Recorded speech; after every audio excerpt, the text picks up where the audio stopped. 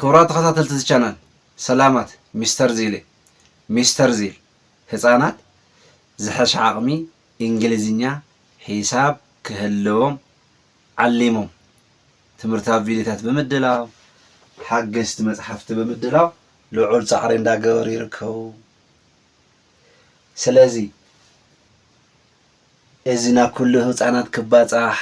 ክጥቀምሉ ህፃናት ክጎብዝሉ ዩቲዩብ ቻናልና ሚስተር ዚል ኤዱክ ሰብስክራይብ ላይክ ሼር ብምግባር ሚስተር ዚል ጽሕፍዎ መጽሓፍቲ ብጣዕሚ ጽቡቓት መጽሓፍቲ ዚል ስፖከን እንግሊሽ ቮሊዩም 1 ካብ ኬጂ ጀሚሮም ዘለዉ ህፃናት ዝርርብ ዝኽእሉላ መጽሓፍ ዚል ስፖከን እንግሊሽ ቮሊዩም 2 ካብ 5 ንላዕሊ ዘለዉ ህፃናት ዝርርብ ዝኽእሉላ መጽሓፍ ዚል እንግሊሽ ካብ ኬጂ ጀሚሮም ዘለዉ ህፃናት ናይ ድምፀት ሳይንስ መሰረት ገይሮም ምንባብ ክኽእሉ ዝተዳለወት መጽሓፍ ዚል ግራመር ዚል ሳይንስ ብምዕዳግ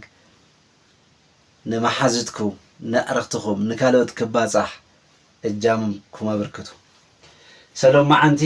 ነምበር ላይን ወይ ከዓ ናይ ቁፅሪ መስመር ኣብዚ ሓለፈ ዝጀመርናያ ክንቅፅለላ ኢና። So on the number line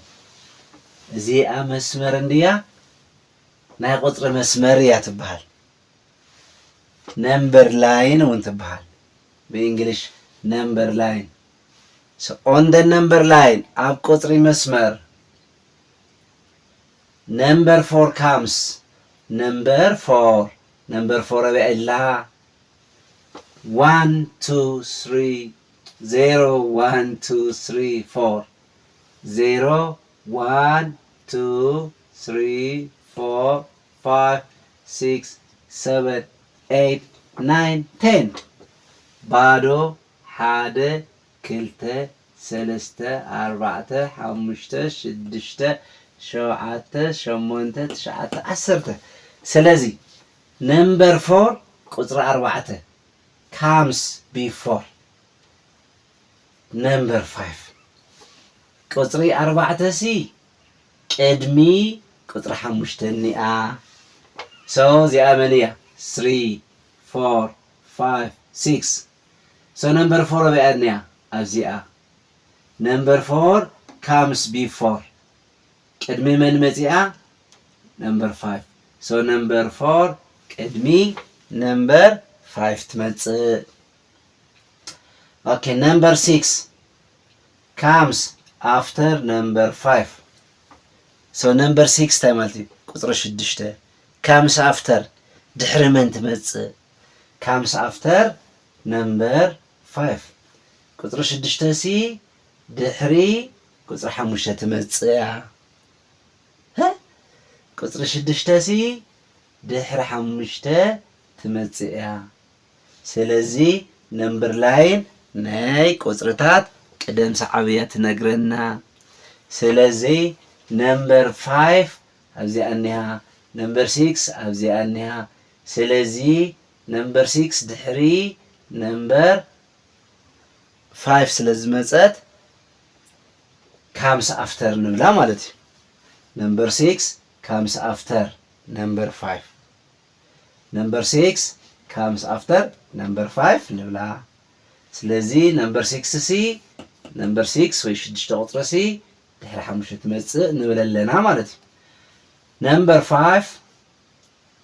comes between number 4 and number 6 number 5 ኣበይንያ ኣብዚኣ ካውኸ comes between ሞንጎ ማለት እዩ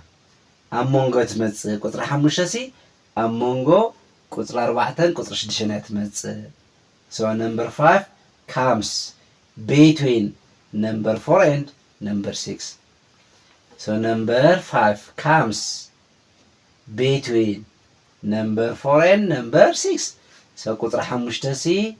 ኣብ ሞንጎ ቁፅሪ 4 ቁፅሪ 6 እያ ትመጽእ ይለናል። ስለዚ ሰለስተ ነገር ርኢና ኣሎ መዓንቲ እንታይ comes before comes after comes between so comes before እንተይልና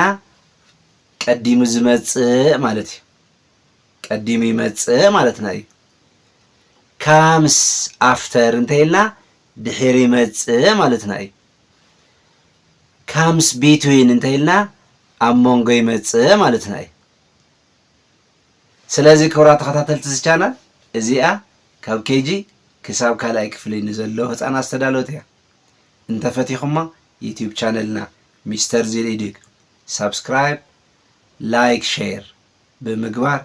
ናብ ካልኦት ህፃናት ክባጻሕ ንግበር ሚስተር ዚል ጽሕፍዎ መጽሓፍቲ ብምዕዳግ ናብ ህፃናት ክባጻሕ እጃምና ነብርክት ኣብ ቀጻላይ ክስካብ ንራኸብ ደሓን ቀኒ